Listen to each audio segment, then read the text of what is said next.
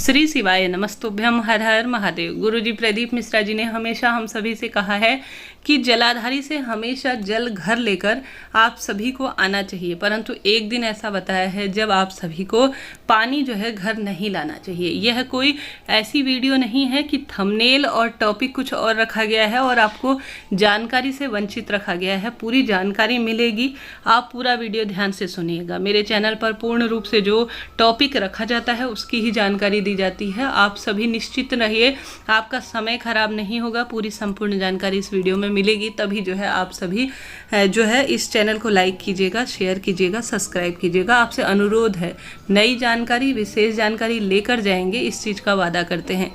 सबसे पहले हम सभी जानते हैं, हमेशा श्री शिवाय नमस्तुभ्यम महामंत्र का जाप करते हुए 1 लोटा जल हमें अपने घर से भरकर शिवलिंग पर चढ़ाना है। ऐसा गुरुजी ने हम सभी को पूर्ण रूप से सिखाया है। शिव तत्व तो हमारे जीवन में घुला है।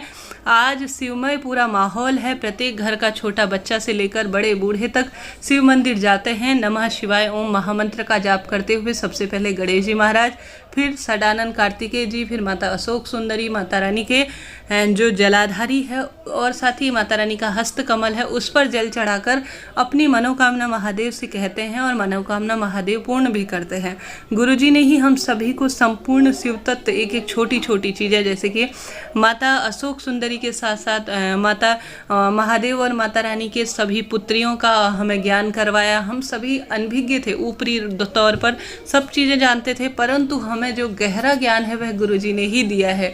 अब हम सभी की आदत हो चुकी है कि नमः शिवाय ओम श्री शिवाय नमस्तुभ्यम मंत्र का जाप करने का और साथ ही जल का लोटा समर्पित करने का। इसके लाभ अनगिनत हैं, जिनको शब्दों में बयां कर पाना कठिन है। तो आप सभी को आवश्यक रूप से सबसे पहले शिवलिंग पर जल समर्पित कर कर हमेशा जो है जल घर भर कर लेकर आना चाहिए। जैसे जलाधारी से जल जो है शिवलिंग पर चढ़ाया, परंतु कभी भी खाली लोटा घर पर नहीं लाना चाहिए। इस बात का ध्यान रखना चाहिए। जल जब बहकर आता है, अंतिम छोर में पहुंचता है, तो वह टपकता हुआ आप सभी को प्राप्त होता है। यह अमृत की बूंद है, यह अमृत तत्व है जो शिव के स्पर्श से शिवनीर अपने आप में पवित्र हो गया है। कभी भी शिवलिंग की पूरी परिक्रमा, जहाँ से शिव नीर बहता है, वहाँ से जो है कभी भी परिक्रमा हमेशा शिवलिंग की आधी ही की जाती है, शिव मंदिर की आधी ही परिक्रमा की जाती है। इसका कारण यही है कि जो शिव पर चढ़ा हुआ जल होता है, जहाँ से प्रवाहित हो रहा होता है शिव मंदिर में, वहाँ पर से जो है उसे कभी भी लांगा नहीं जाता। इस कारण से इसका शास्त्र प्रमाण मिलता है कि शिव मंदिर की आधी ही परिक्रमा की जाती है। इतना प्रमाण मिलता है, इतना इसका अद्भुत लाभ है। शिव पर चढ़ा हुआ जल अगर जो व्यक्ति रुद्राक्ष में मिश्रित कर कर शिवलिंग पर चढ़ाकर उसको आचमन के रूप में ग्रहण करता है, रुद्राक्ष मिश्रित शिव पर चढ़ा हुआ जल, यह सभी भारी से भारी कैंसर तक की रोग को तत्काल मिटाने में सहायक है। शिव पर चढ़ा हुआ घर लाकर अगर तुमरुका जी का नाम लेकर नहाने वाले पानी में मिला दिया जाए तो बच्चे सुजर जाते हैं और उनके गुस्सा कंट्रोल होने लगता है, भाग्य प्रबल होने लगता है। शिव पर चढ़ा हुआ जल अगर खाने में मिश्रित कर लिया जाए तो शिव तत्व शरीर में घुलता है। खाने अगर शिव पर चढ़ा हुआ अमृत की बूंद शिवनीर अगर घर पर छिड़क दिया जाता है तो घर में नकारात्मकता पूर्ण रूप से नाश हो जाता है। शिव नीर की जितनी महिमा की जाए, शिव तत्व की जितनी महिमा की जाए, वह अपने आप में पावन हो जाती है, अपने आप में पावन बूंद की तरह है।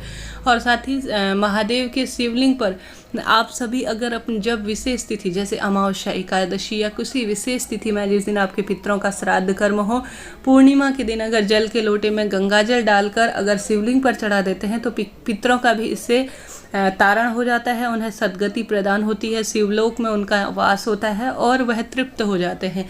रोग दोष काटने में गंगाजल सबसे महत्वपूर्ण भूमिका निभाता है। महादेव का दिया हुआ सब कुछ है, जल भी उन्हीं की रचना है, वायु भी उन्हीं की रचना है। हर एक तत्व में महादेव का कड़ रूप से वास है।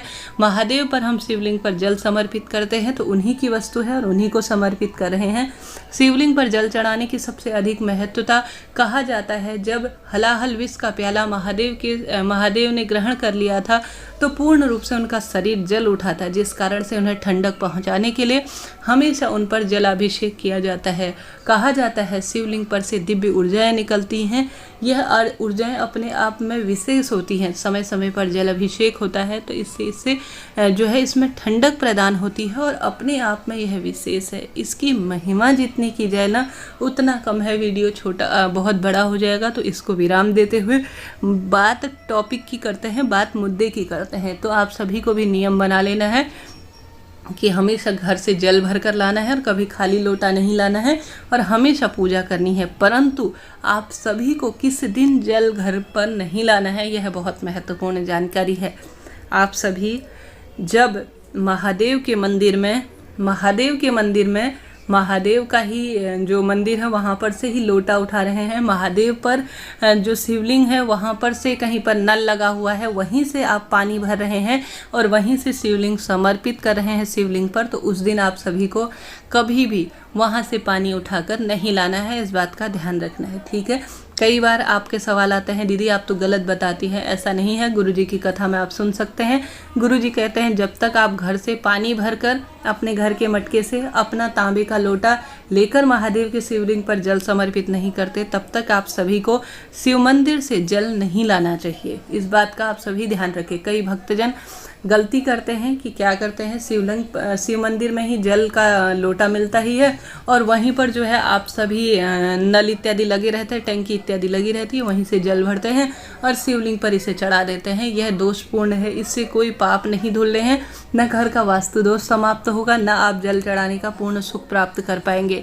जल चढ़ाने का नियम है और जल घर लाने का भी जलाधारी से नियम है। जब घर से आप पानी लेकर जाएं, अपना आप शिवलिंग पर कुछ समर्पित कर रहे हैं, तब शिवलिंग का कुछ आप चीज़ लाकर रख सकते हैं घर में। जैसे कि यह बात मैं बताने में आप सभी को समक्ष हो पा रही हूँ, मुझे उम्मीद है। किसी भी तीर्थ स्थान पर भी आप सभी जब तक वहाँ किसी चीज़ का मूल्य नहीं चुका रहे हैं, जैसे कहीं आप दिव्य स्थानों पर जाते हैं, वहाँ मंदिर में 1 रुपया ही सही आप जब दान करते हैं तभी वहाँ से आपको पानी लेकर आना चाहिए।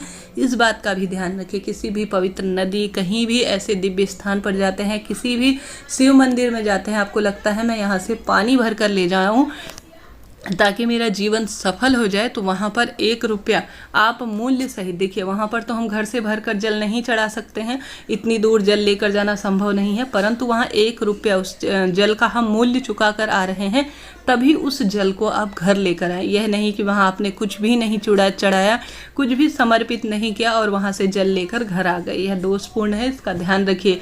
शिव मंदिर से भी आप सभी उस दिन कभी जल न लाएं जिस दिन आप शिव मंदिर का ही लोटा यूज़ कर रहे हैं, शिव मंदिर का ही जल समर्पित कर रहे हैं, उस दिन आप सभी को जलाधारी से पानी कभी नहीं लेकर आना है। और जब तक आप शिव मंदिर में कभी ऐसी परिस्थिति होती है कि आप वहीं से जल भी ले रहे हैं और वहीं से जो है आप लोटा भी प्रयोग कर रहे हैं, तो आप घर से भी पानी नहीं ले गए हैं, तो कम से कम उसका मूल्य चुकाइए। आप 1 रुपया ही सही या कुछ अन्य वस्तु जो है मंदिर में भेंट देकर आइए, अपना दान स्वरूप देकर आइए। उसके बाद जो है आप सभी उस चीज़ का वहाँ से जल ला सकते हैं। यह कोई कही सुनी बातें नहीं हैं, आप इन चीज़ों का प्रमाण पाएंगे और अपने आप में इनका अद्भुत जो है फल है। देखिए, अपने आप में दिव्य चीज़ है, इनका नियम अपने आप में अद्भुत है। ग्रह दशाओं से भी यह चीज़ें जुड़ी हुई होती हैं। तो इस चीज़ का ध्यान रखते हुए आप सभी को, मुझे उम्मीद है मैंने आपका समय व्यर्थ नहीं किया, संपूर्ण जानकारी वीडियो में दी है। वीडियो उचित रहा है, उपयोगी रहा है, हमेशा के लिए आपके लिए है काम आएगा। तो अपने सगे संबंधी, अपने रिलेटिव जो इन चीज़ों की जानकारी नहीं रखते हैं, उन तक यह वीडियो जरूर से पहुंचाइए ताकि उनका जीवन भी सफल हो, किसी पाप कर्म से वह बच जाएं और हमेशा शिव भक्ति उनके जीवन में सदा सर्वदा वास करे। वीडियो उपयोगी रहा हो तो लाइक करें, शेयर करें, सब्सक्राइब करें। श्री शिवाय नमस्तुभ्यम मंत्रों का दान करते हुए आप भी कमेंट्स बॉक्स में जरूर से लिखें। हर हर महादेव।